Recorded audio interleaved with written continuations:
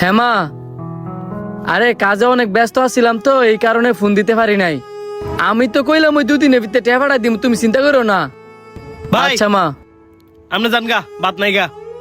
কি কন ভাই, বাত নাই গা? আমি তো চোখের সামনে দেখে এলাম ভুল ভর্তি বাত। ভুল বড় ভাত থাকলো ওইটা আপনার লাগবে না, যারা ঘুষ মাছ তরকারি দিয়ে ভাত খাইবো হ্যাঁ গল লাগা। আমার তো আর গোস মাছ দিয়ে খাওয়ার মতো সামর্থ্য নাই, এই কারণে তো প্রতিদিন পানি ভাত আর লবণ মরিচ দিয়ে ভাত খাই। সামর্থ্য নাই না? আপনার দেখলে কোনো মানুষে কইবো আপনার যে বালা মতো খাওয়ার মতো সামর্থ্য নাই? ভাই আপনার লোক আমি বেশি কথা কইতাম না, আপনি জান গাছে হুদা বাদ আমি বেচতাম না। ভাই বিশ্বাস করেন, সত্যি আমার সামর্থ্য নাই।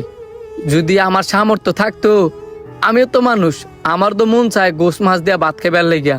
আমার মা বাপ না আমার লেখাপড়া করাইয়া অনেক বড় ভুল করছে।